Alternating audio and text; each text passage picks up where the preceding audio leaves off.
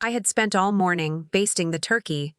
The oven's heat clung to my skin, rosemary and butter filling the kitchen air. The table was set, candles flickering, cranberry sauce glistening, cooling by the window. I sat down, hands folded on my lap. My son Michael leaned back, knife in hand, and said, "Mom, you'll eat after we're done." Cue the words sliced sharper than any blade. For a second, no one breathed. Only the clink of silverware carried on. I stared at him, at the family I once carried through winters and wars. My throat burned. Memories flashed, tiny hands tugging at my apron, laughter around this same table. Now silence, heavy as frost. Folks, betrayal at 72 doesn't scream, it freezes you. My heart cracked like ice breaking underfoot. I looked at the turkey, golden, steaming, perfect. It smelled of all the years I gave, all the love unreturned. I rose. My chair scraped, harsh against the floor. Michael's wife smirked, sipping her wine. Nobody spoke. I lifted the turkey platter with both hands. The room gasped. I didn't shout. I didn't curse. I simply walked. Through the hallway, past the photographs where I was already fading. The door shut behind me with a soft thud. Quieter than anger, louder than any scream. Cold November air hit my cheeks. The steam rose from the turkey into the night sky. I tightened my coat, held the platter close, and breathed in the salt wind off the bay. Inside, they would finish their meal, but not the feast. That belonged to me now. And here's the question I leave you with. What would you do if your own son told you to eat last at your own table? Would you forgive, or would you walk out with the turkey? Comment below. I want to know your answer. 2. The night swallowed me, yet I didn't feel alone. Each step crunched over frosted leaves. I thought of George, my neighbor whose wife had passed last winter. His house stood dark, but a radio hummed faintly inside. I smiled. If my family couldn't see me, someone else would. The platter warmed my arms as the wind howled down the street. I imagined their faces, staring at empty plates, no turkey to carve. Was it cruel? Maybe. But cruelty had already been served. To me. My mind whispered bitter truths. I was the one who folded their clothes. I was the one who kept lights on when storms cut the power. I was the one who pulled turkey after turkey from this same oven. And now, I was invisible. Yet walking away felt like reclaiming breath. The night smelled of pine smoke from chimneys. My feet remembered the path as if guided. My chest lifted with each step. For the first time in years, dignity walked beside me. Michael's words echoed still, cruel and cold. But their echo could not follow me past the oak trees. Not past the boundary where sacrifice ended and self-respect began. I tightened my grip on the platter. Steam still curled, rich and savory. It was mine to share on my terms, not theirs to ration out like scraps. In that moment, I knew betrayal cuts, but silence answers sharper. I didn't need a speech, nor a raised hand. Just the steady sound of my shoes on frozen ground. Justice, sometimes, is as simple as walking away with the turkey. The cold night pressed against me, yet my mind drifted backward. Not to silence, but to a house once brimming with sound. Years ago, Thanksgiving morning began before dawn. I would slide from bed quietly, careful not to wake Martin. The kitchen tiles chilled my bare feet, but the oven soon glowed warm. I laid out the bird, patted it dry, rubbed salt and rosemary into every fold. Steam fogged the window while the bay winds howled outside. Inside, life hummed. Michael, still a boy, would stumble down the stairs, hair sticking in every direction. "Mom, can I help?" he'd ask, rubbing his eyes. I'd hand him a wooden spoon to stir the cranberries. The sound of bubbling fruit mixed with his laughter, sharp and sweet. Martin would join later, whistling low, his boots still carrying the cold from outside. He'd kiss my cheek, whisper, "You make this house a home." Those words lit me warmer than any oven fire. I'd tuck them away, like treasures folded into the corners of memory. The table back then felt alive. Candlelight danced against polished plates. The turkey, carved by Martin's steady hands, filled the air with promise. We'd bow our heads, his voice leading grace, the children squirming, unable to stay still. And then laughter, the kind that rattled windows. It poured from us like music, reminding me why I worked double shifts at the library, why my hands ached from kneading bread. Because that table, that moment, was worth every ounce of me. I remember one year when money was tight. The roof leaked, Martin's hours were cut. I stitched coats from old blankets, pieced shoes with heavy thread. Still, Thanksgiving came. I roasted a smaller bird, set one pie instead of two. Yet when Michael shouted, "Best meal ever," "Mom!" the H in my shoulders vanished. Sacrifice turned sweet in his mouth. Those were the years I thought would last forever. I believed warmth was permanent, like the smell of cinnamon lodged deep in wood grain. I believed family was unbreakable, stitched tighter than the quilts folded in the cedar chest. The truth? Time wears even the strongest seams. Martin passed on a gray November. The laughter dimmed, replaced by quieter meals, fewer voices. But I held on, determined that Michael, now grown, would feel the same shelter he once begged to help create. Walking now through the dark, turkey balanced in my arms, I felt the echo of those years. The scent of roasted skin still clung, dragging me back to a kitchen of warmth, to a man's steady voice, to a boy's eager hands. And for a breath, the H of betrayal softened beneath the weight of memory. Memory can be cruel. It lifts you high, then sets you down hard in the present. I remembered Michael's small hands tugging at my sleeve. "Don't burn it, Mom!" He'd laugh, his voice cutting through the clatter of pots. He would sneak bits of pie crust when he thought I wasn't looking. Martin and I would exchange a glance, smiling at the mischief. That boy adored the table I built, the meals I made. But the boy grew into a man with sharper edges. The laughter softened, replaced by the measured tones of an accountant who weighed worth in numbers, not in love. And somewhere along the way, he forgot the warmth he once begged to be part of. It's strange how a house remembers even when people don't. The walls still hold the scent of nutmeg. The floorboards still creak where Martin danced me across them one Thanksgiving night. I can still hear the scratch of his record player spinning old hymns, the shuffle of socks on linoleum. But those sounds don't reach Michael anymore. He hears only his wife's whisper, sharp as a knife, urging him to move forward, to leave the past behind. I often wonder if Kelly ever tasted hunger, or felt the ache of patched shoes. Maybe that's why tradition means so little to her. To her, a meal is just food. To me, it was life stitched together with hope, proof that even in hard years, we could carve joy. Now the table is crowded but empty all the same.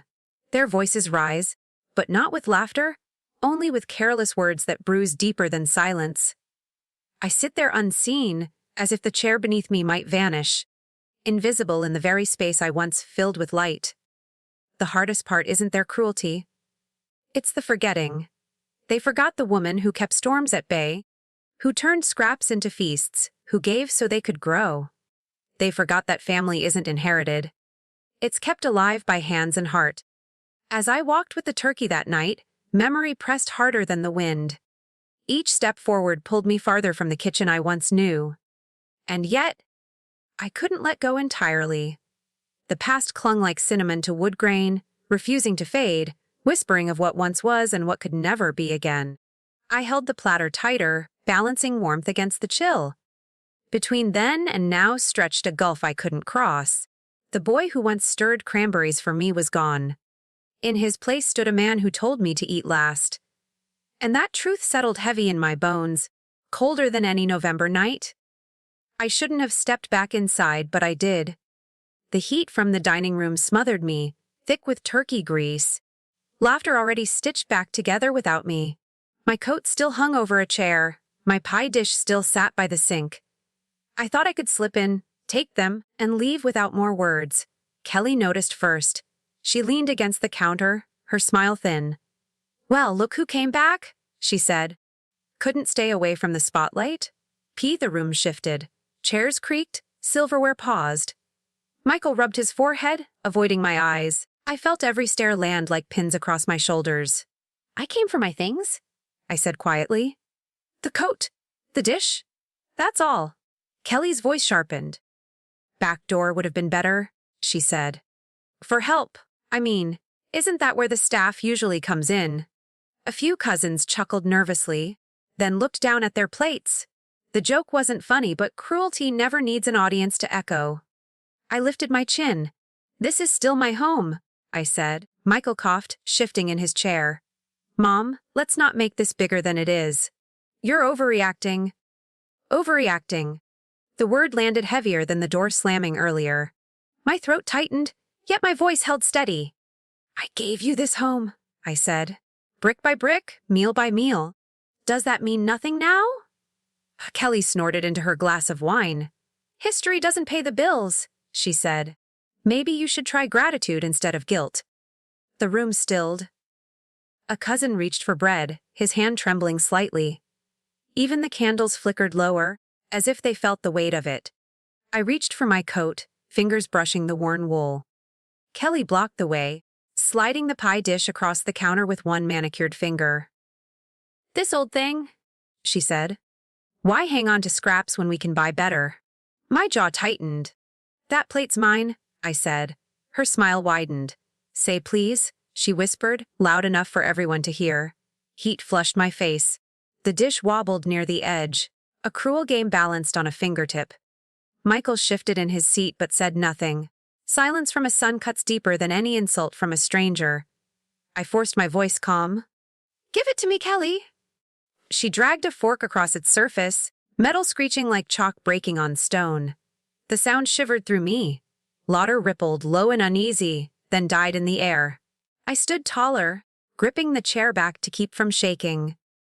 Every memory of patched shoes, late bills, and Martin's tired smile pressed in at once. I had held this house together with both hands. Now those same hands were treated like beggars, and still Michael would not meet my eyes. I reached the end of the block with the turkey cooling in my arms. The bay breathed mist across the streetlights. A gull shrieked, then the night returned to its hush. I should have kept walking. Instead, I turned back. My pie dish and my coat were still inside, so it was the part of me that kept begging to be seen. The porch light glared. Through the window, I saw Kelly laughing, her teeth small and bright. Michael carved at the bare platter, embarrassed and irritated. The room looked wrong without the bird, like a stage missing its lead. I opened the door. Warmth hit me, thick with wine and a sweetness that had lost its meaning. Nobody looked up at first. Then Kelly glanced over, slow as a cat. Forgot something, she said. Her voice was honey over razor wire. Michael cleared his throat and avoided my eyes. The others pressed their lips into pity, smiles and pretended to rearrange napkins. I lifted my chin. My pie dish? I said. And my coat. Kelly stood, all angles. Back door for the help, she murmured. It was soft, but I heard it. My cheeks fired. The ceiling seemed lower. The table felt higher, a fortress of hands and glasses. I walked past anyway. My coat hung limp on a chair, smelling like cedar and a life I had maintained for them. Michael finally spoke. Mum, that was dramatic, he said.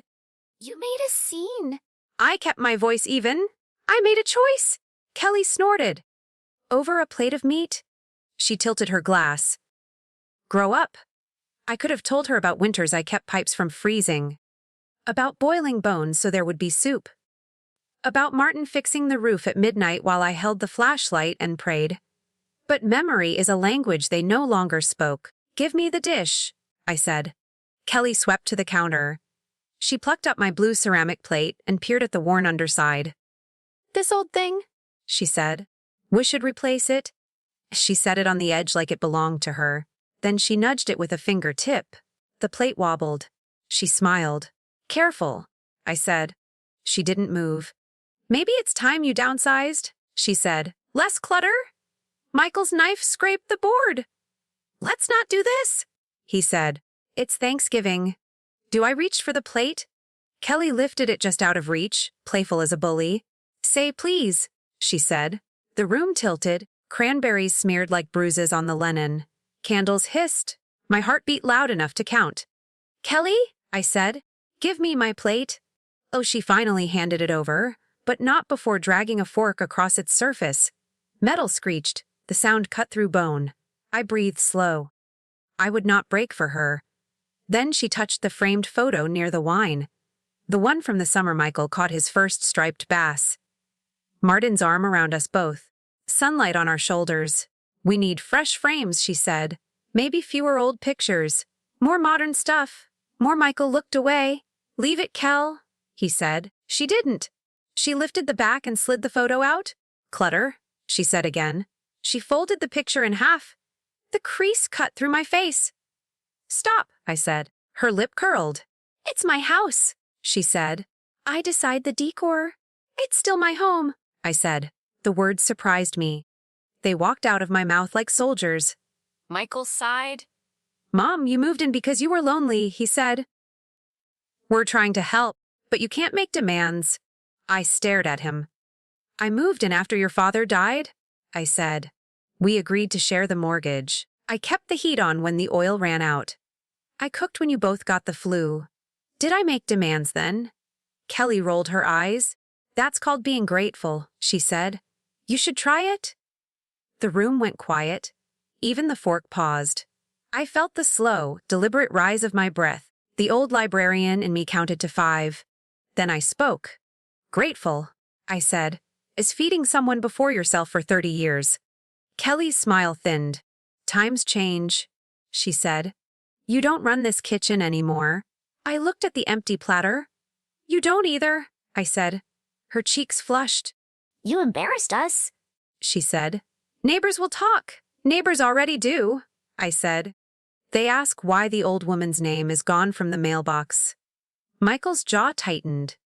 We needed a clean look, he said. HOA rules. HOA didn't erase my mail, I said. You did. Kelly crossed her arms. You're being dramatic again, she said. Everything doesn't revolve around you. Yet the tray of rolls cooled untouched. Wax dripped from candles, puddling soft white. My hands steadied around the plate. Somewhere in the hallway, a clock clicked hard and precise. Michael reached for my elbow. Mom, please, he said. Let's settle down. I pulled back. His fingers were colder than mine. He seemed startled by that fact. Kelly leaned closer, perfume heavy as syrup. She whispered, You should be in assisted living. People there would let you eat first. They like to keep the old ones happy. I looked at her. I drew every line of her face, every practiced cruelty into focus. Then I turned to Michael. Is that true? I asked. Do you think I should go? He swallowed. It's complicated, he said. No, I said. It isn't. I slid the plate into a paper bag. My coat settled over my shoulders like a memory that still fit. I glanced at the photo, now folded, my smile cracking down the center. I picked it up, smoothed it as best I could, slipped it into my pocket. Kelly noticed. Thief, she said, playful again. That's ours. It's my face, I said. She laughed. Barely, she said. I turned to the door. Wind pressed against the house, making it creak like an old ship. I paused. One more truth should be spoken where the lie was born. Michael, I said, you told me to eat last. He stared at the table. I didn't mean it like that, he said. Say it wasn't yours, I said. Say she made you. He said nothing. Then hear me, I said. This isn't a kitchen, it's a ledger, and I'm done paying into it. Kelly clucked her tongue. Finally, she said. A wise decision. I opened the door. The night rushed in, cold and clean. Behind me, voices rose again, not laughter, not grace, just friction. I stepped out and let the sound vanish behind me. The morning after was gray, clouds sagging low over the bay. I carried the folded photo in my pocket like a wound. The night had been restless. Wind howled through the shutters, but worse were the words echoing inside me. Eat last. Assisted living, grateful. By breakfast, Michael was at my door with papers in his hand. His voice was too light, the way people sound when they practice being gentle. Mom, we need to go over a few things, he said. Kelly stood behind him, arms crossed, lips pinched in satisfaction. I set a mug of coffee on the table. My hands shook enough to slosh it. What things? I asked. Michael laid out a stack of documents. Neat, clipped together. Just some refinancing. You know, with rates and all. It'll help us manage expenses. All you need is a signature here. He tapped a line. The black ink like a vein across the page. My chest tightened. I wasn't new to paper. 30 years at the library had trained me to read carefully, to notice what others skimmed. And something about these words bristled. Kelly leaned in. It's routine, she said. Just formalities. You'll still live here, of course. But things will run smoother with your name consolidated. Consolidated? That word clanged. It was the kind bureaucrats used when they meant erased. I flipped the pages. Legal phrases coiled like snakes. Transfer of equity, joint tenancy revision, primary signatory. Buried halfway through, I saw it. A clause shifting majority ownership to Michael. My pulse throbbed in my throat. This isn't refinancing? I said slowly. It's transfer. Michael's smile faltered. It's just wording. Mom, the bank suggested it? Kelly's eyes gleamed. Don't be dramatic, she said. You're not losing anything. We're just protecting the house for the future. Isn't that what you wanted? I looked at her. Her voice was smooth, but her nails tapped the table in rhythm, eager, hungry. I remembered winters when Martin and I rationed heat so Michael could finish his homework without shivering. Now my name was being rationed from the house itself. I'll need time, I said.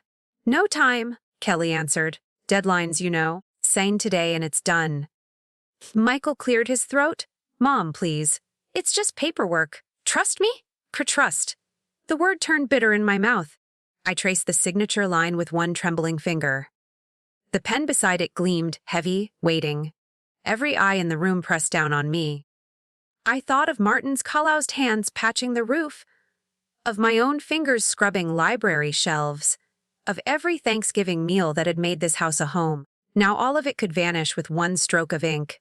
The pen rolled slightly, its metal clip catching the light. I studied it, but my grip shook.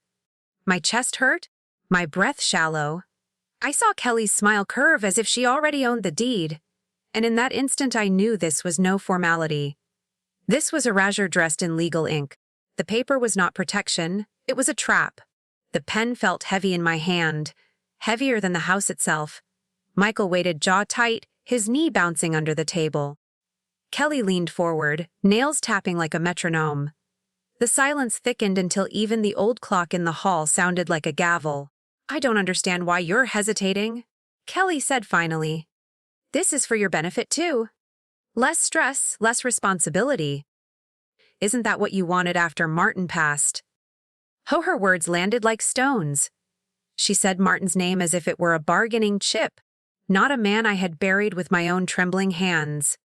Michael's voice softened. Mom, we're just trying to make things easier. You won't have to worry about bills. We'll handle everything. But I heard the slip. Handle everything. It wasn't comfort. It was takeover. I forced my eyes to the paper again. Lines of ink blurred then sharpened as I blinked. The phrase returned like a blade. Transfer of equity. My name shrinking in size, his name swelling larger, ownership shifting with each paragraph. My fingers tightened around the pen. Kelly's smile spread, sensing victory. Go on, she urged softly. One signature, Dorothy. One little flourish, and all your problems disappear. All my problems. But whose problems would remain? Theirs smoothed over with my silence.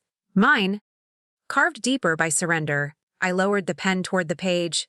My hand trembled, the tip scratching a dot near the margin. My chest ached, breath caught. For a second I thought I might faint. Michael reached out, steadying the paper. It's just a formality, he said again, his voice rehearsed, hollow. I saw the boy he once was, begging to stir cranberries. Now he begged me to erase myself. The pen touched the line. Kelly's eyes glittered. Every nerve in me screamed.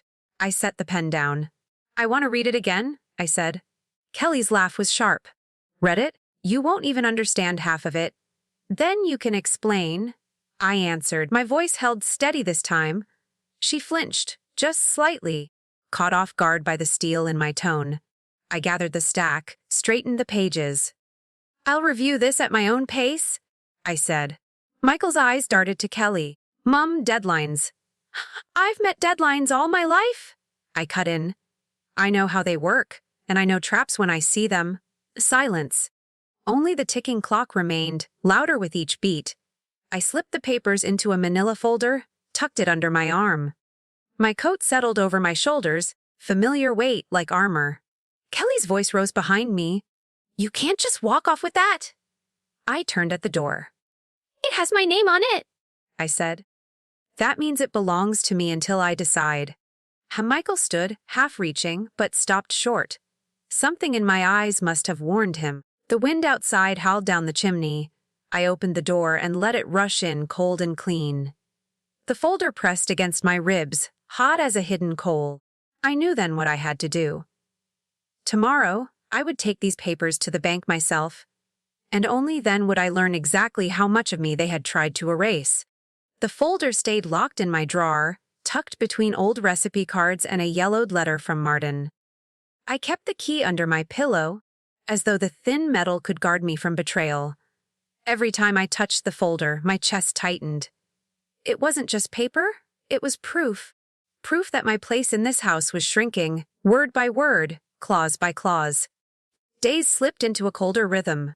Michael no longer lingered for coffee in the mornings. Instead, he left early, muttering about deadlines, his footsteps quick down the walk. Kelly's presence grew sharper. Her heels clicked across the floor like punctuation marks, exclamation points at the end of every complaint. "Don't leave dishes in the sink," she'd snap. "Try not to clutter the counter." Even my knitting basket became a target. "You should keep that in your room," she told me. As if the living room needs more mess. It wasn't mess. It was my life's rhythm. Yarn wound tight, loops forming warmth for winter. Now it was treated like trash to be hidden. Meals changed too. Some nights they didn't call me at all. The clatter of plates drifted up the stairs while I sat in my chair, listening, waiting, stomach hollow. When I came down, the table was already cleared, counters wiped clean, only crumbs left behind. Invisible. That was the new seat they had carved out for me. The neighbors noticed. I caught Mrs. Harper across the street watching me rake leaves alone. Her face tilted, pity etched in her eyes. I hated that look. Pity is the shadow that follows neglect. One evening I heard laughter through the walls, laughter that didn't include me. Michael and Kelly had invited friends. Music hummed low, glasses clinked. I stayed in my room, back pressed to the headboard, a book open but unread. The smell of roasted chicken drifted under the door, thick and taunting. Not once did they knock. Not once did they say, "Mom, come join us." I stared at the ceiling until the plaster lines blurred. The house I had fought to keep warm through winters now shut me out like an unwelcome guest. Even the photographs began to vanish. One morning I noticed the frame with Martin's army portrait was gone from the hallway. When I asked, Kelly shrugged. "Storage. Too many old things on the walls. Too many old things. That was what I had become." Loneliness settled like frost in my bones. The silence wasn't quiet. It was loud, pressing, echoing every time the phone didn't ring, every time the stairs creaked only under my own weight. I brewed tea just to hear water boil, just to prove the house could still make a sound for me. Then came the day of Emily. She was 14. Michael's daughter from his first marriage, a girl with sharp eyes that missed nothing. While the others bustled around, she slipped into my room carrying a plate of cookies. "Grandma?" she whispered. "I saved these for you." "Dad and Kelly, well, they forgot again." Forgot. The word cut, but her hand softened it. She placed the plate on my lap, still warm from the oven. Sugar and butter rose into the air, the first sweetness I'd tasted in days. I blinked hard, swallowing against the ache. "Thank you, sweetheart," I said. Her eyes lingered on the drawer where the folder lay hidden. She lowered her voice. I saw the papers, she said. "They're trying to take the house, aren't they?" Oh, I froze. How much had she seen? Enough, it seemed, to piece together the truth. I'll be fine, I told her, though my voice betrayed the tremor in my chest. Emily touched my hand. "No one should be alone like this," she whispered. Her words cracked the shell I had built around my heart. That night, when the house fell back into silence, I sat at the window with the plate empty beside me. The street lamps buzzed, throwing weak light across frosted grass. Inside, every room felt foreign, like walls closing in. Even with Emily's kindness, the weight of exclusion pressed down. The house no longer carried warmth, it carried judgment. I wrapped a blanket around my shoulders, but the cold came from deeper than skin. It came from the space where family should have been. The days blurred into a rhythm of absence. I was no longer invited to the grocery runs, no longer asked what I wanted for dinner. Even the thermostat seemed out of my hands. Kelly declared it wasteful to keep the heat above 65. I pulled on sweaters and sat with my tea, but the chill reached places sweaters couldn't touch. On Sunday, Michael and Kelly went to brunch with friends. They left me a note on the counter. Leftovers in the fridge. I stared at it until the ink seemed to blur. It wasn't food they left. It was evidence that I wasn't meant to be seen at a table anymore. The silence of the house grew heavier. I could hear my own breath in the kitchen, the tick of the refrigerator, the creak of the old pipes. Even sounds mocked me, reminding me of what I didn't have: voices. Laughter, the ordinary hum of belonging. Some nights, I thought of walking out with only the folder and my coat. Let the walls keep themselves. But then Emily would appear like a quiet lantern in the dark. She slipped notes under my door. Tiny scraps of notebook paper with crooked hearts drawn in the margin. One written, "Grandma, I saved you some pie. Check the pantry." Another, "Don't sign anything." Promise me, her courage was fragile but fierce. She was only 14. Yet she understood the currents in this house better than anyone. When she passed me in the hallway, she would brush my hand with hers, quick as a secret. Those touches lingered longer than the chill. One evening, I heard Kelly laugh from downstairs. She was on the phone. "Yes, once we get it finalized, the place will be easier to manage," she said. Her tone carried a satisfaction that froze me. Still. Finalize? Manage? Those words didn't belong to someone talking about a home. They belonged to someone tallying assets. I retreated to my room, locked the door, and pulled out the folder. The papers stared back at me, their black ink more menacing than any shouted insult. I traced my name on the header, small and shrinking, and felt the old fury rise. They wanted me invisible, but my name was still inked here. It still mattered. Later that night, Emily slipped in quietly. She perched on the edge of my bed, whispering so soft I could barely hear. Grandma, "They don't see what I see," she said. "You're the only one who makes this house feel like home." My throat tightened. I stroked her hair, a tangle of curls that smelled faintly of lavender shampoo. Her faith steadied me more than any paper could. When she left, I sat in the dark a long time. The silence felt different, not empty, but waiting for me to decide. I realized then loneliness could hollow me, but it could also sharpen me. Kelly's cruelty, Michael's silence, they pushed me toward a corner. But in that corner, Emily's light burned steady. I folded the blanket tighter around my shoulders, listening to the house breathe. It wasn't theirs yet. Not while I still had a name, not while I still had a voice. I would not let them erase me with ink. Outside, the wind rattled the windows, but I sat tall in my chair. The folder lay on the desk, a weight and a promise. Tomorrow, I would begin to act. For Emily, for Martin, for myself. The invitation came in the form of an announcement, not a question. Kelly stood in the doorway of my room one morning, arms folded, voice clipped. "We're hosting a dinner party this weekend. Big one. Family, friends, colleagues. Try not to interfere." Interfere. That was her word for my presence. Still, I pressed my skirt, polished the silver locket Martin had given me, and told myself I belonged. I had hosted gatherings in this house for decades. Surely I could sit at one. Saturday arrived bright but brittle. The driveway filled with cars, laughter spilled across the porch. Inside, Kelly directed everything like a conductor, her voice slicing through the air. "Coats here.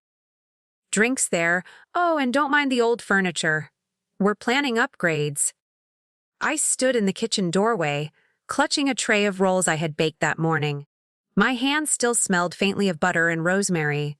The room glittered with glasses and smiles, but not one turned my way. It was as if I had stepped into my own home as a stranger. Michael moved through the crowd, shaking hands, laughing too loudly.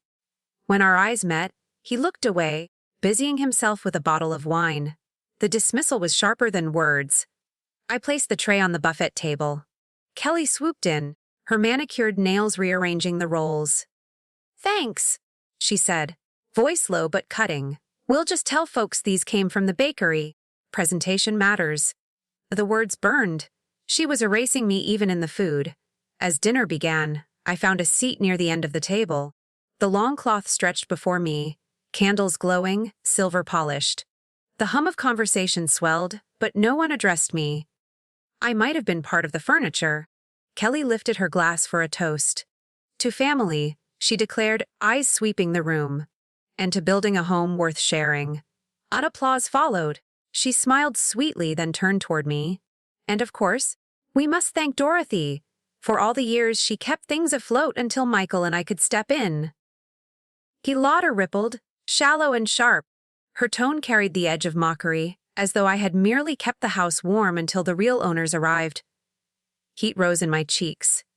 I gripped my napkin, twisting it tight, forcing my breath steady. A cousin leaned toward Kelly, whispering just loud enough. So she's more of a guest now? Ha! Kelly's smile widened. Exactly. Guests don't carry the burden. We want her to relax. Relax. The word dripped like poison. I saw the smirks, the averted eyes, the way forks clinked awkwardly against plates. Michael said nothing. His silence was louder than any insult.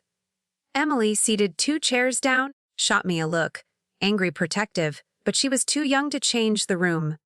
Her hands clenched in her lap, small fists of fury. The dinner carried on, voices rising, glasses clinking. I tasted nothing, though the turkey was golden, the beans crisp. Every bite turned to ash in my mouth. Finally, Kelly leaned closer, her voice pitched for all to hear. Dorothy, maybe you'd like to say grace. You always did cling to the old traditions. Oh, the room chuckled, waiting for me to stumble. Eyes fixed on me expectant, some pitying, some amused. The air thickened, pressing down like a storm about to break. I folded my hands, but my voice caught. Words that once flowed. Blessings I had whispered over countless meals. Hid behind a wall of humiliation, the silence stretched until it hummed in my ears. Kelly smirked. Never mind. Let's just eat. And just like that, she stripped me of the one ritual that had always been mine. The candles flickered, throwing shadows across faces that glowed with wine and laughter. I sat stiff. My hands clasped in my lap, the napkin twisted into a rope. Every word Kelly spoke seemed rehearsed to cut sharper than the last. Dorothy used to run this place like it was her kingdom, she said, raising her glass. Now she finally gets to enjoy retirement, free of responsibilities. The pause before the last word was deliberate, an invitation for the room to laugh. And laugh they did, soft snickers, a few nervous chuckles, and one uncle who guffawed outright. I swallowed hard, forcing down the lump that rose in my throat. The turkey on my plate grew cold. No one noticed that I hadn't eaten a single bite. Michael shifted in his chair, but said nothing. His silence felt like betrayal carved in stone. Not once did he meet my eyes. Kelly leaned closer, her voice carrying just enough for the table to hear. Dorothy still keeps her little knitting projects around. The living room looks like a craft store sometimes. More laughter. I saw my years of weaving warmth, scarves, blankets, mittens, reduced to a punchline. I sat straighter, refusing to flinch. If humiliation was her weapon, then silence would be my shield. But inside, my chest ached. Each word hollowed me out until I felt like a ghost in my own home. Then Emily moved. She slipped her napkin into her lap, leaned slightly toward me. Her hand brushed mine under the table, quick as a heartbeat. When I glanced down, I saw a folded note tucked beneath the napkin. Later, in the powder room, I opened it with trembling fingers. Her scrawled handwriting reads, I saw where they keep the extra copies. I'll help you, my breath caught. It wasn't just kindness, it was promise. Even in this room of smirks and whispers, I wasn't entirely alone. Back at the table, Kelly raised her voice again. Shall we have a toast to new beginnings? She said. Her eyes flicked toward me, gleaming with satisfaction, to fresh leadership in this household. The words landed like a verdict. The crowd clapped. Michael lifted his glass. I kept mine on the table, untouched, the crystal heavy with everything unsaid. I looked around the room, faces blurred by candlelight, lips curved in shallow smiles. Not one of them saw the years I had given, the roof I had kept over their heads, the traditions I had carried like sacred flame. To them, I was background. Excess, disposable. But the note in my pocket burned like a coal. Emily's small act, invisible to everyone else, reminded me that even the most fragile spark could cut through darkness. Kelly's laughter rang out again, sharp and triumphant. I let it wash over me unreturned. They thought I had been silenced. What they didn't know was that silence could be a strategy. I folded my napkin neatly, placed it beside my untouched plate, and lifted my chin. My dignity, though battered, was not theirs to take. The game had shifted. They didn't see it yet, but I did. The humiliation had reached its peak, and beneath it, something steadier was beginning to rise. Not fury, not yet. But resolve. What would you have done at that table? Speak out in fire, or hold your silence as armor. Share your thoughts below. Your voice matters here, even if theirs failed me that night. The morning after the dinner, the house felt quieter than ever. Glasses had been cleared, plates stacked, but echoes of laughter still clung to the walls. Each corner of the dining room seemed to whisper at outsider. I brewed coffee, though I barely tasted it. My mind replayed every smirk, every chuckle, Kelly's pointed words. They had crowned themselves the rulers of a house I had built with Martin's hands. And I had sat there, silent, letting their verdict land. But silence didn't mean surrender. The folded note from Emily lay hidden in my pocket, smoothed thin from my fingers pressing it all night. Her words burned brighter than any candlelights. I saw where they keep the extra copies. I'll help you. By afternoon, Emily slipped into my room. She closed the door quickly, her breath fast. They keep a locked drawer in the study, she whispered. Kelly hides the key in her jewelry box.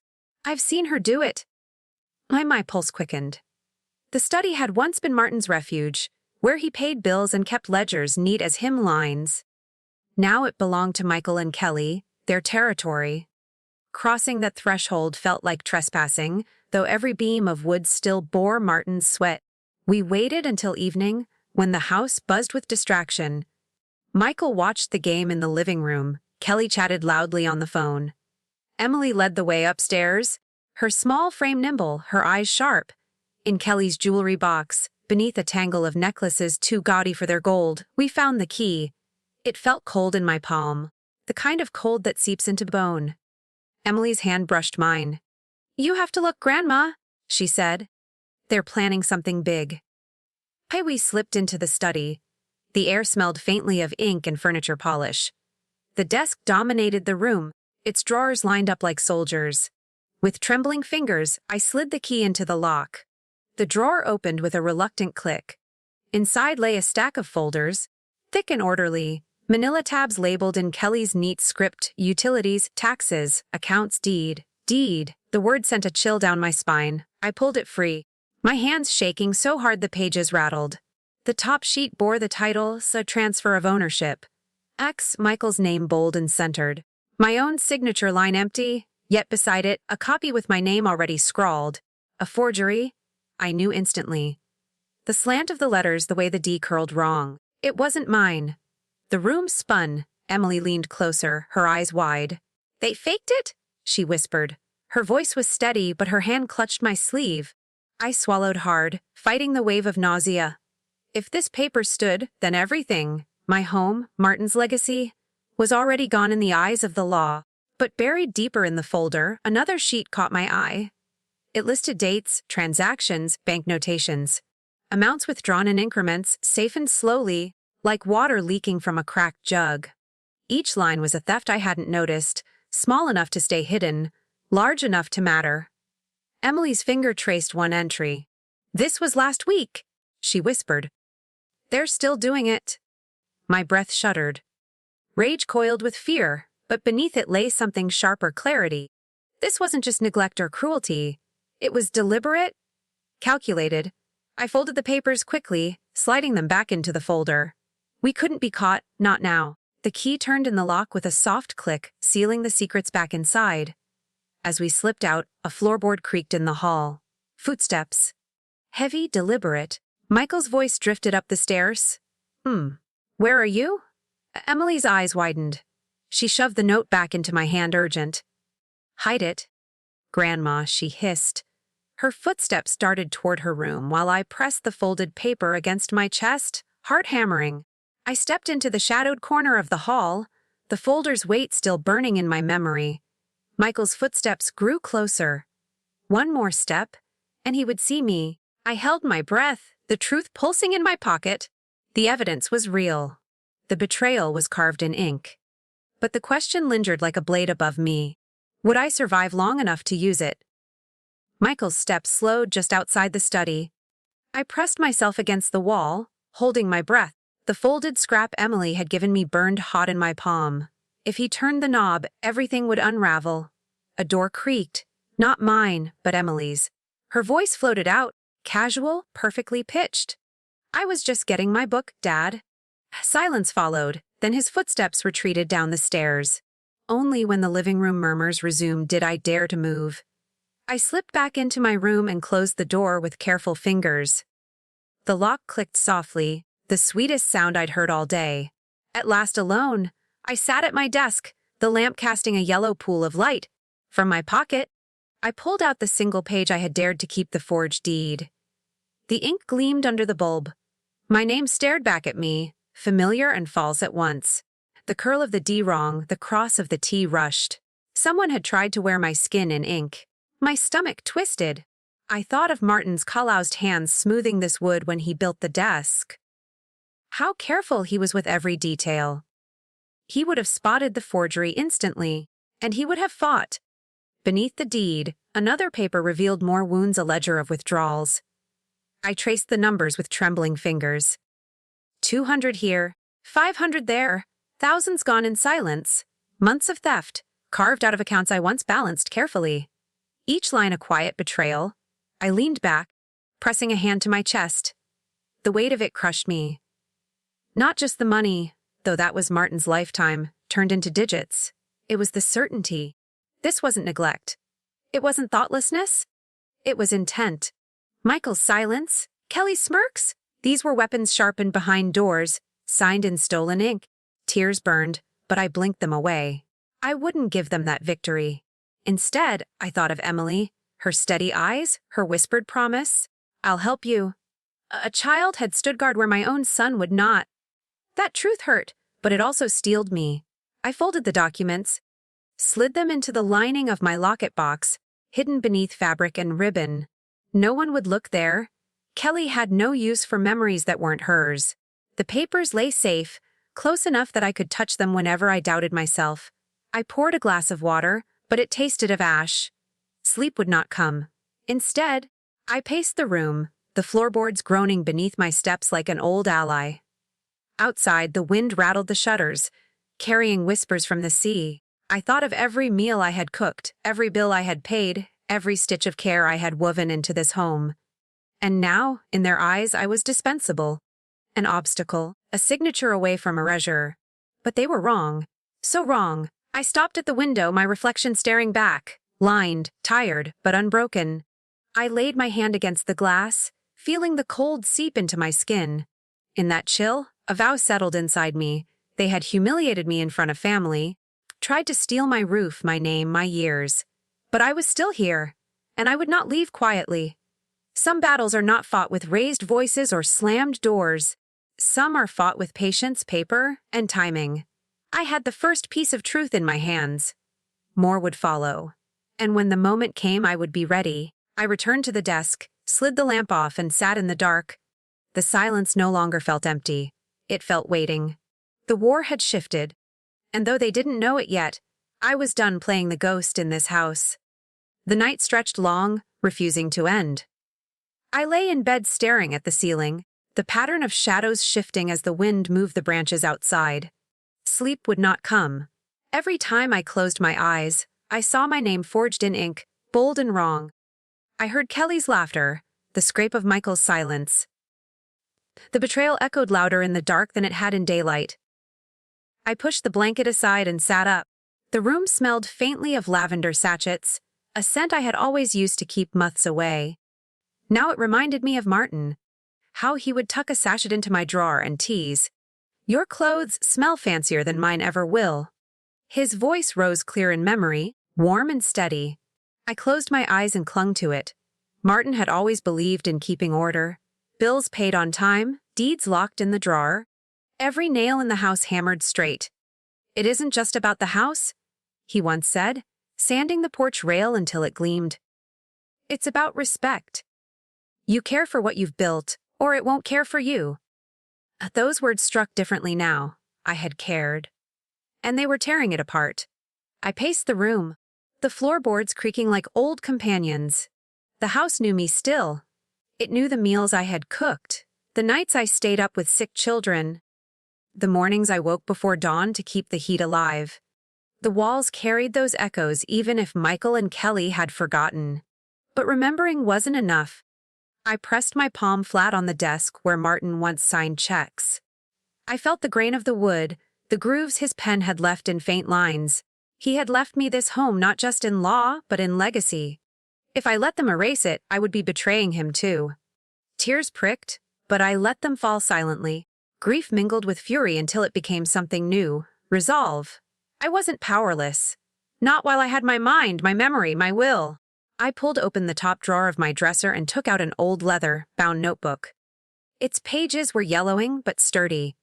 It had once held grocery lists, holiday menus, even notes of chores. Tonight, it would hold something else.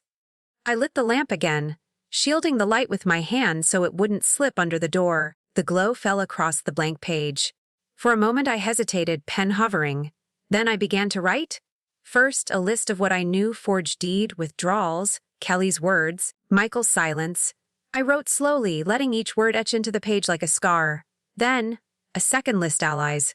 Only one name came: Emily. Her loyalty was small but unshakable.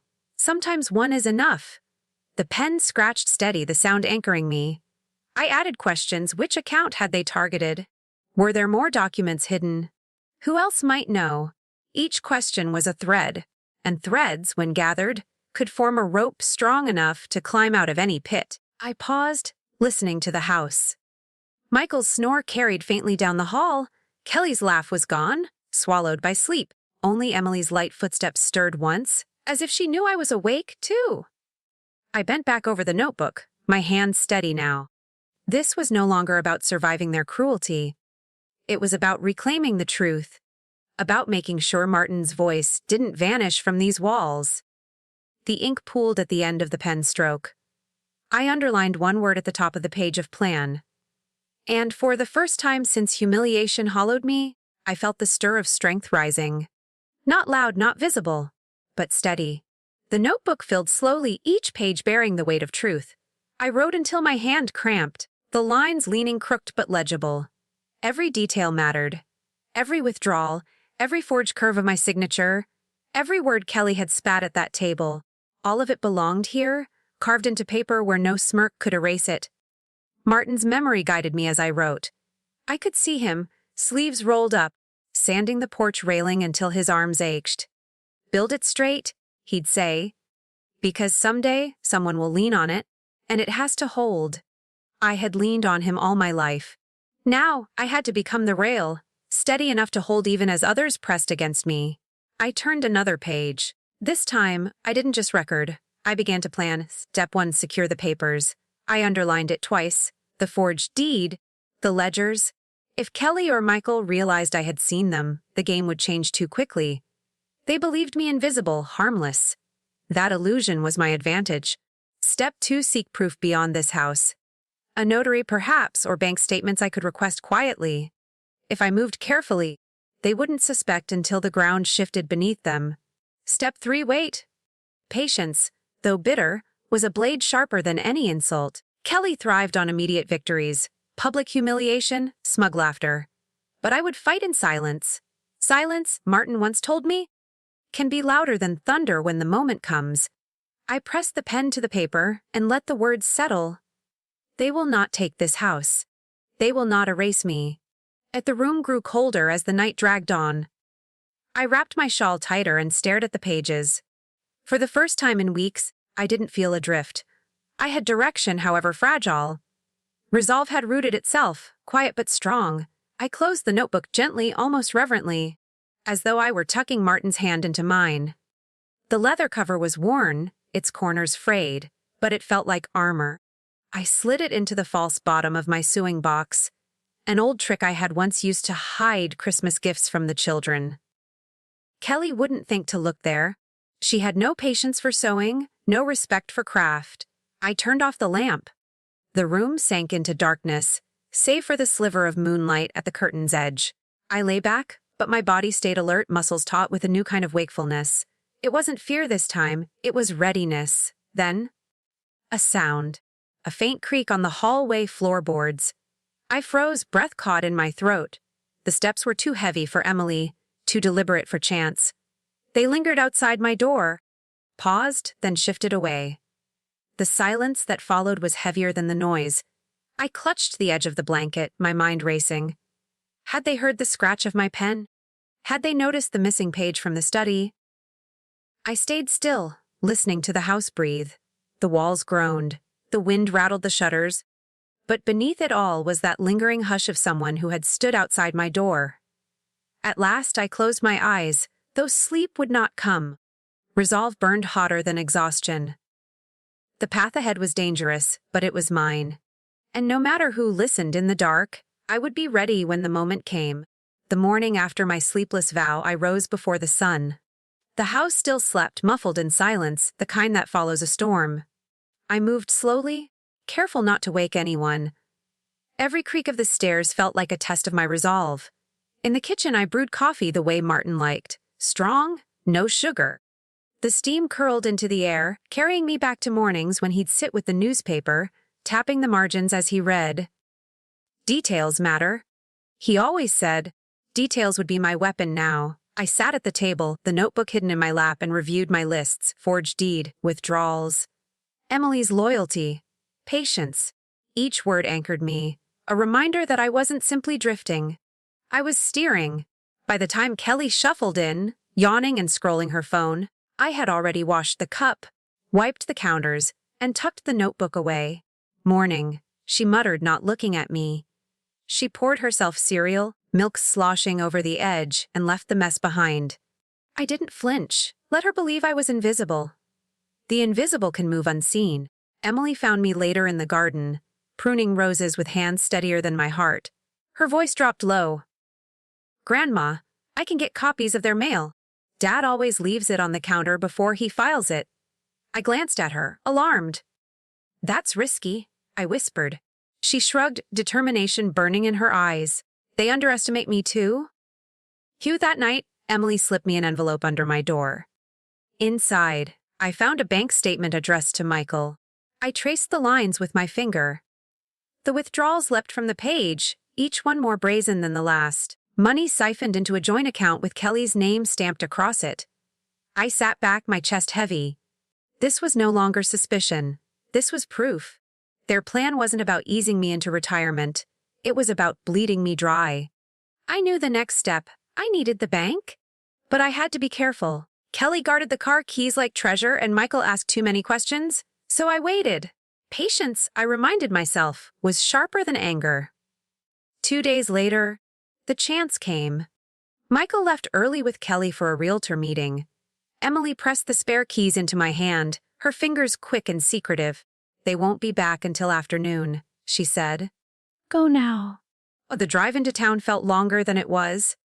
Every stoplight hammered in my chest. I hadn't been to the bank alone in months. Kelly insisted on handling everything for my convenience. I gripped the wheel tighter, my palms damp. When I pulled into the lot, the building loomed solid and calm, as if daring me to step inside. I sat in the car for a long moment, breathing. Martin's voice rose in my memory. You care for what you've built. This was ours. I would not let them strip it away. Finally, I stepped out, straightened my coat, and walked across the pavement. Each step steadied me. Inside, the cool air smelled faintly of paper and ink. The marble floor gleamed. I approached the counter, my knees trembling but my chin high. The teller, a young woman with kind eyes, smiled politely. Good morning, ma'am. How can I help you today? I leaned in, lowering my voice. I need to review my account records. All of them. My heart pounded so loudly I feared she might hear it. She nodded, tapping her keyboard, her brow furrowing as the screen filled with numbers. Of course. May I see your ID? I slid it across with shaking hands. For a heartbeat, everything hung suspended. The click of her nails on the keyboard, the hum of the air vents, the thud of my own pulse. Then she said softly, "There are some irregularities here. Would you like to sit down?" My breath caught. This was it. The truth opening like a door. The teller guided me to a small office at the back of the bank. The walls were pale blue, meant to soothe the nerves, but my pulse raced too hard to be calmed. I sat across from her desk, clutching my handbag as if it held my spine upright. She clicked through screens, her eyes narrowing. "There have been several transfers in the past 6 months," she said carefully. Her finger tapped the monitor. "From your primary savings into a joint account under Michael Whitman and Kelly Whitman." The words landed like stones in my chest. I leaned forward, trying to steady my breath. "How much?" I asked. Her voice dropped lower. "Nearly $40,000. The number spun in my head. That was Martin's pension. That was winters of careful saving, summers of cutting corners, years of discipline turned into someone else's cushion. My throat burned, but I forced the words out. "Can they keep taking more?" The teller hesitated, then shook her head. "Not if we change the authorizations." "Do you want to restrict access to the accounts under your name only?" I looked down at my hands, trembling against the leather strap of my bag. This was the moment silent, small, but heavier than any public insult. Kelly had humiliated me in front of family, but here, in this office, I could reclaim what they thought was theirs already. "Yes," I whispered, then louder. Yes. "Do it," she nodded, sliding a stack of forms across the desk. "Initial here, sign here. This will revoke outside access. You'll be the sole authorized account holder again." My pen shook as I lifted it. The memory of Kelly's smirk flashed in my mind, Michael's silence beside her. I pressed the tip to the line and signed. The ink bled slightly into the paper, dark and certain. When the last page was complete, the teller gathered them neatly. "Effective immediately," she said. "No further transactions can be made without you. And we can flag any suspicious attempts." Relief washed through me so suddenly I nearly wept. It wasn't victory. Not yet. But it was ground reclaimed, an island of safety carved out of a storm. I asked quietly, "Can I get printed records of all transfers since January?" She nodded, rising to the back printer. A moment later, she returned with a neat stack of pages. The paper felt heavy in my hands, heavier than any weapon. Proof. I tucked the documents into my handbag, hiding them beneath my shawl as though they were treasure. Perhaps they were. When I stepped back into the lobby, the marble floors gleamed brighter than before. The air smelled of polish and paper, sharp but clean. My legs still trembled, but each step carried me straighter. Outside, sunlight broke through the clouds, dazzling against the windshield of my car. I slid into the seat, clutching the papers tight. For the first time in months, I felt like more than a shadow in my own life. But as I started the engine, a chill threaded through me. Michael and Kelly would notice. Their safety net had vanished, their control cut clean. And when they realized, they would not stay silent. The road home stretched long, lined with bare November trees. I drove slowly, every mile carrying the weight of what I had done. It wasn't just money I had protected. It was Martin's legacy. It was my dignity. And I would defend both, no matter what storm came next. Still, a question gnawed as I turned down our street. What would happen when the storm finally broke? The days that followed my trip to the bank passed like a taut string. Every sound in the house felt sharper, every glance heavier. Michael and Kelly didn't know yet, but I could feel the storm building. When their eyes lingered on me, when they whispered behind closed doors, I knew suspicion was already seeping in. At night, I lay awake listening to the rhythm of their footsteps upstairs, the creak of floorboards, the sharp slam of a cupboard. Emily tiptoed into my room once, whispering, "They're worried, Grandma." I think they noticed something. I placed a hand over hers, steadying her young fingers. "Worry can be useful." I told her quietly, "Worry makes people sloppy." Still, my heart pounded when Michael came home one evening with a bank envelope in hand. He dropped it on the counter face tight. Kelly leaned in, reading quickly, her lips pressing into a thin line.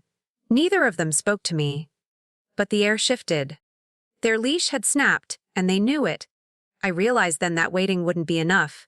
It wasn't safety I needed. It was justice. Not whispered in shadows, but spoken out loud where no one could deny it. Martin deserved that. And so did I. The chance came sooner than I expected. Thanksgiving was approaching, and despite the tension, Kelly insisted on hosting at our house. Tradition, she said with a smile too sharp. Relatives were invited. Cousins and aunts who hadn't seen me in months. They would fill the table, chatter spilling over the turkey and pies. And they would be witnesses. I spent the days before in silence, moving carefully, preparing what I would need. The bank records, tucked into my sewing box. The forged deed, folded tight in my notebook. The ledger of withdrawals, marked with my pen. Every page of betrayal was ready. The morning of Thanksgiving arrived cold and bright. Frost glazed the windows, catching the light like glass. I rose early, pulling on a sweater Martin had once loved, soft with age. As I buttoned it, I felt his presence steady me, like a hand at my back. By noon, the house buzzed with voices. Laughter and clinking glasses floated from the dining room. The smell of turkey and stuffing filled the air, rich and familiar, yet tainted now with unease. Kelly flitted about like a hostess on stage, pouring wine. Adjusting plates, her smile practiced. Michael stayed close to her, his jaw set, his eyes hard. They hadn't spoken directly to me all morning. I carried myself quietly, not as a guest, not as a servant, but as something in between, waiting, listening. Emily hovered near me, her eyes darting, alert. She knew what was coming. When everyone finally gathered around the long oak table, I felt the weight of history pressing in. This table had seen decades of meals, arguments, reconciliations. Tonight, it would see truth. Michael raised his glass, his voice stiff.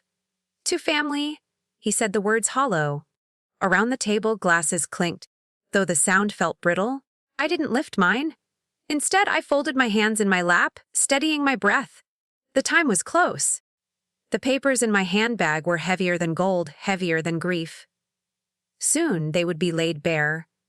And when they were, nothing in this family would be the same again. The first bites of turkey had barely touched plates when I pushed my chair back. The scrape against the floor silenced the chatter more effectively than any toast. Dozens of eyes turned toward me. Kelly's smile froze, the wine glass in her hand trembling just slightly. I need to say something? I began, my voice calm but carrying. Forks clinked down, one after another. Even the children grew still, sensing a shift. Michael muttered, "Mom, not now." But I held up my hand. Now is the only time. I reached into my handbag and drew out the stack of papers. The leather strap creaked, the sound sharp in the hush. I laid the first page on the table, sliding it into the center where candlelight caught the ink. "This," I said, "is my signature. At least, that's what they wanted you to believe." A gasp rippled. I pointed to the curve of letters, jagged where mine was smooth, bold where mine was careful. It's a forgery. Used to file a deed that would take this house out of my name. Kelly's laugh was brittle. "You don't know what you're talking about?" But I placed the next sheet over her protest. "Bank statements," I continued. "Transfers totaling $40,000, drained from my account into one with both your names." I looked directly at Michael. He paled, his mouth working soundlessly. Around the table, whispers stirred like wind through dry leaves. An aunt shook her head, muttering, "Good Lord." A cousin leaned forward, eyes sharp with interest. Kelly slammed her glass down. "You're humiliating us!" "No," I said evenly. "You humiliated me. This is truth." I slid the final set of documents forward, the sound of paper against wood loud in the silence.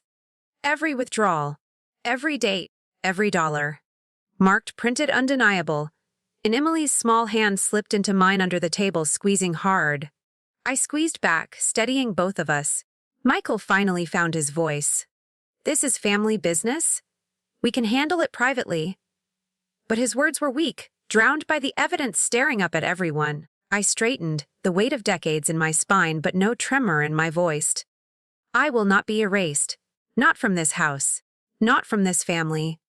Kelly's face flushed red, anger and fear mingling. She lunged half out of her chair, reaching for the papers. I placed my palm flat on them before she could touch. Sit down, I said quietly. The authority in my tone surprised even me. She froze, then slowly lowered herself back, though her eyes burned. Murmurs swelled around the table, cousins whispering, uncles shifting uncomfortably. The room was no longer theirs. It was mine. And then, from my bag, I drew one last envelope. Thicker, older, edges yellowed with time. The original deed, Martin's name and mine together, written in steady black ink. The true record, the one they could not forge. I laid it gently atop the pile, my hand lingering. The candlelight gleamed on the seal. Every head bent toward it. Every breath caught. The silence was deeper than any scream. Then Michael exploded, shoving back his chair so hard it toppled. Kelly rose with him, voice sharp. "This is a setup!" But I didn't move. I only tapped the final page with one finger, steady as stone. This is law. This is legacy. This is mine. Michael's chair clattered against the wall as he stood trembling. "You can't do this?" he shouted, his voice cracking. Kelly's face twisted with rage, her hands balled into fists on the tablecloth. But the papers between us were immovable, undeniable. "This house is ours," Kelly snapped. "We've cared for you." "You've caged me?" I interrupted softly. The words cut sharper than a yell. Across the table, someone murmured agreement. My sister-in-law Ruth leaned forward, her gray eyes fierce. "Dorothy cooked for us, hosted us, raised this family. And you steal from her." Her voice carried weight, older than theirs, steadier.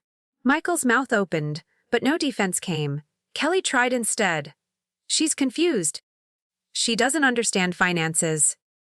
I slid the bank statement across the wood, tapping the bold numbers with one finger. "Confusion doesn't sign withdrawal slips in your name, Kelly." A cousin cleared his throat. "She has the deed. That's the law. You can't erase that." One by one, nods spread around the table, the tide turning. The whispers now carried not doubt, but judgment, against them. Michael's hands trembled as he reached for the documents again. I pulled them back, sliding the envelope against my chest. "Try," I said calmly. "And you'll meet the sheriff before dessert." The silence that followed was final. Emily's small voice rose then, clear as a bell. My grandma's not invisible. Her words, fragile yet fierce, struck the table like a gavel. I looked at her, pride swelling so hard my throat closed. Kelly sank back, fury draining into fear. Her face was pale, her lips pressed thin. Michael lowered himself too, shoulders sagging under the weight of his own disgrace. I didn't gloat. There was no need. Justice doesn't always roar, it often whispers. And tonight, it whispered through candlelight, through the eyes that now turned toward me with respect. I lifted my glass at last, not in toast, but in quiet claim. "To legacy," I said simply. The word hung in the air, unchallenged. The meal resumed in fragments, awkward at first, then slowly steadier. People ate, though the turkey tasted different now, seasoned with truth. Kelly kept her head down. Michael barely touched his plate. Their empire had crumbled without a single scream from me. When the last dish was cleared, I gathered the documents back into my bag. Each page rustled like a shield. I felt taller than I had in years, though my body was small, my frame thin. It wasn't size that mattered. It was standing. I sat straighter in my chair, hands folded, chin lifted. The years of silence, of being pushed aside, of hearing, "You'll eat later," all of it ended here. I didn't need to shout. I only needed to remain. As the candles burned low, the family's voices softened. Respect hummed beneath their words now, cautious but real. I had not just defended a house. I had defended myself. And as the night closed, I knew one truth as solid as stone: I had won. Not by their rules, not by their cruelty, but by mine. Quietly, with dignity intact, I had become unshakable again. The morning after Thanksgiving broke colder than usual. Frost clung stubbornly to the windows, casting the living room in a pale, silvery light. I sat with a cup of coffee cupped between my hands, listening to the silence. It was not peaceful silence. It was the heavy hush that follows a quake. Upstairs, I heard muffled movement. Kelly's heels clicked briefly on the hallway floor, then stopped. A door shut. Michael's voice carried low, anxious, though I couldn't make out the words. For the first time in years, they sounded uncertain. I took a slow sip, letting the warmth spread through my chest. The papers from last night rested in my handbag by the door, exactly where I'd left them. I didn't need to look at them again. The truth was already burned into everyone's memory. Emily shuffled in, her hair a-tumble, her smile tentative. "Morning, Grandma." Her voice was soft, but steady. I patted the chair beside me. "Morning, dear." "Did you sleep a little?" she admitted. "But I kept replaying what you said. You were amazing." Her words filled me with something I hadn't felt in years. Validation. Not from obligation, not from duty, but from genuine respect. I brushed a strand of hair from her cheek. "Sometimes the quietest voices last the longest," I told her. She leaned her head against my shoulder, and for a moment the world softened. But it didn't last. Kelly entered the kitchen, her eyes sliding past me as if I were a chair in her way. She grabbed a glass of water, slammed it on the counter, and left without a word. Emily straightened, frowning. "She won't even face you." "And that's not my burden," I said quietly. "She has to carry what she's done." Later, Michael appeared, his hair uncombed, his face hollow. He stood in the doorway for a long time, as though testing the air. Finally, he spoke. "Mom, I didn't want it to go that far." I looked at him over the rim of my cup. "Yet you let it." His eyes darted away, shame pulling his shoulders down. He didn't sit. He only lingered, then retreated back upstairs, a shadow of the son I once knew. The house felt different after that. The walls seemed to echo with everything unsaid, every cruel remark, every dismissal. I walked slowly through each room, dining room, hallway, the small den Martin once called his study. Every corner carried memory. His laughter, our late night talks, my children's voices when they were still young, still mine. But now those memories were bruised, mixed with betrayal. The dining room, where I had once served feasts with joy, was now the place I had laid down my proof-like weapons. The kitchen, once fragrant with cinnamon rolls and soup, carried the bitter scent of Kelly's disdain. I touched the window frame in the den, my fingers brushing dust. I realized then, this house no longer held me. I had defended it, yes. I had reclaimed it legally, morally. But my heart no longer beat within its walls. Emily found me standing there, lost in thought.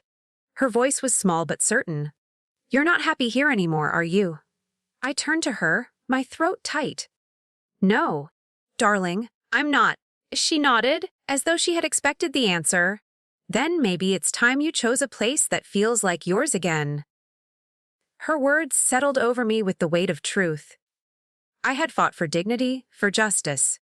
Now it was time to fight for freedom. That morning, with frost still bright on the lawn, I made a decision. I would not wither in this house of silence. I would leave. Not in shame, not in exile, but on my own terms. The next day dawned gray, the kind of sky that pressed low and heavy on the earth. I stood in my bedroom, the old cedar chest open at my feet. Inside were years condensed into objects, faded photographs, Martin's pocket watch, a quilt stitched by my mother's hands. The air carried the faint scent of cedar and dust, a mixture of time and memory. I picked up the watch first, cool against my palm. Martin had wound it every night, even when the battery was long gone, just for the comfort of the ritual. I held it to my ear, knowing it no longer ticked, yet hearing him all the same. That was one thing I would take. Emily appeared in the doorway, quiet but purposeful. "Do you want me to help pack, Grandma?" I smiled at her earnestness. Yes. "Dear, but we won't take much. Only what matters." Part together we sorted, a handful of framed photos, our wedding day, the children young and gap-toothed, a Christmas tree sagging with tinsel, a scarf Martin had once wrapped around my shoulders on a snowy walk. The quilt, folded carefully, smelling faintly of lavender from years in the chest. Emily held up a set of china plates, delicate with faded roses. "What about these?" I shook my head. "They belong to the house. Some things are meant to stay with walls and floors." She nodded, as though understanding more than her years should allow. By afternoon, 2 suitcases sat by the door, modest but full of history. I looked around the bedroom one last time. The floral wallpaper was peeling in the corners. The dresser bore scratches from decades of use. This room had cradled laughter and grief, nights of holding Martin's hand until dawn. Now it felt hollow, a shell emptied of its warmth. Downstairs, Michael and Kelly lingered in silence. They didn't ask where I was going. They didn't offer help. Perhaps they knew better than to try. Perhaps they realized this was the consequence of their own making. Emily walked beside me as I moved from room to room. In the kitchen, I paused to rest my hand on the counter where I had rolled out pie crusts, taught her how to knead dough. In the den, I touched the bookshelf Martin had built, still sturdy, still smelling faintly of varnish. Everywhere I turned, ghosts pressed close, yet none chained me any more. At the front door, I stopped. The air outside smelled of damp leaves and wood smoke, sharp and alive. Emily slipped her hand into mine. Are you ready? She asked. My throat tightened, but I managed a smile. I've been ready longer than I knew. I turned once more to look back. The dining table stood polished, chairs neatly tucked in. The walls held their secrets, their betrayals. But I had taken back what mattered: my name, my dignity, my freedom. Closing the door was not an ending. It was a release. The latch clicked softly, final but not cruel. With each step down the porch, the weight in my chest lifted. I carried only what I chose, nothing more. As Emily and I walked to the car, the suitcases bumping lightly against our legs, I knew the hardest part was behind me. The storm had broken. The calm was mine. And ahead, though still unknown, waited a life that belonged entirely to me. The cottage by the lake was smaller than any place I had ever lived, yet it felt boundless. Its white clapboard siding caught the sunlight, and the water shimmered just beyond the back porch. The first morning I awoke there, I heard loons calling across the still surface, their voices strange and haunting, yet comforting. Inside, boxes lined the walls, but I didn't rush to unpack. Instead, I stood barefoot on the wooden floor, letting the grain press against my skin. The house didn't ask anything of me. It didn't demand meals or obedience. It simply existed, waiting to hold me, not to cage me. I set Martine's watch on the mantel, its brass gleam catching the firelight. Beside it I placed the quilt, folded neatly, a piece of warmth to soften the room. The silence here was different from the silence of my old house. It wasn't heavy with resentment. It was wide, like air after rain. Open, alive. Emily arrived that afternoon, lugging a bag larger than herself. "Grandma, I brought my books," she announced, dropping them with a thud. Her grin lit the space brighter than any lamp. I laughed, the sound startling me with its ease. "Then I suppose this cottage just became a library," I said. We spent the evening sorting shelves, cooking a simple stew, and sitting on the porch as the sky turned orange. Emily asked endless questions about Martin, about my childhood, about the choices I had made. I answered each one, not with bitterness, but with honesty. For the first time, my stories weren't brushed aside or interrupted. They were received. They mattered. As dusk deepened, I breathed in the scent of pine drifting from the woods. The lake caught the last of the light, glowing like a mirror to the heavens. I felt the weight of years loosen, uncoiling like thread. That night, as I lay beneath the quilt, Emily asleep in the next room, I whispered into the darkness, "I'm still here." The words no longer felt like defiance. They felt like a blessing. The world had not ended with betrayal. It had opened, and within that opening I found myself again. Not the invisible woman at the table, not the erased name on a deed, but Dorothy, whole and unbroken. The cottage creaked softly as the wind passed through the trees, as though the house itself agreed. Here, at last, was not just shelter, it was freedom, and with freedom came something sweeter than revenge, peace. By spring, the cottage had taken on a new life. Emily and I stacked books along the wall of the front room, turning it into a corner library. The shelves sagged with novels, biographies, and picture books. Word spread quickly through town, and soon neighbors began dropping by. Some to borrow a story, some just to sit and talk. Children came on Saturday mornings, filling the space with laughter. Their small fingers traced spines, their voices lifted in wonder at tales I had once read to my own children. I sat in the rocker by the window, reading aloud, the rhythm of words flowing like water. Emily often joined, her voice clear and strong, carrying stories beyond her years. The cottage smelled of cinnamon bread baking and wood smoke curling from the chimney. On evenings when the lake caught the moonlight, neighbors lingered on the porch, mugs of tea in hand, sharing bits of their own lives. Losses, triumphs, regrets. We became a circle, each story stitching us closer. For the first time in decades, I felt part of something larger than myself, not as a burden, but as a root, grounding others in kindness. Emily thrived too, her laughter weaving into the very timbers of the house. She began calling it our place, and the words settled warmly in my chest. Sometimes, when I set Martin's watch on the mantel, I imagined him smiling. He would have loved this a home not weighed by silence, but alive with voices. A home that carried legacy, not as money or land, but as dignity and connection. I walked the lake's edge most mornings, the mist rising soft as breath. The world was simple here. Loons calling, leaves rustling, water steady against the shore. Each step reminded me that survival was not the same as living. Now, I was living. Looking back, betrayal had carved scars, yes, but it had also carved openings, letting the light in. I was not erased. I was rewritten, stronger, freer, more whole than before. On a quiet Sunday, Emily asked, "Grandma, do you think stories can change people?" I took her hand, squeezing gently. "They already have, dear. Mine changed me, and maybe it will change others too." That night, as candles flickered against the bookshelves, I knew my journey had reached a place of peace. Not an ending, but a beginning woven from healing and choice. If you are listening now, wondering if your voice still matters, hear this: your story is not lost. Your dignity is not gone. No betrayal can take that from you. Share your story, you're not alone. The cottage rests quiet tonight, the lake dark and steady beyond the porch.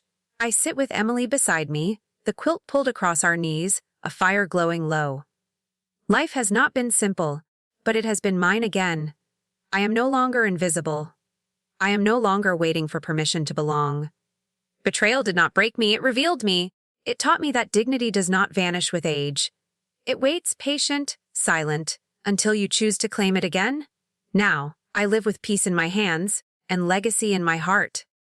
Not wealth, not property, but the truth of who I am. That is what I leave behind. If you carry hurt, if you feel forgotten, remember this. You still have your story. You still have your voice. And no one, not even those you love, can silence it. Share your story. You are not alone.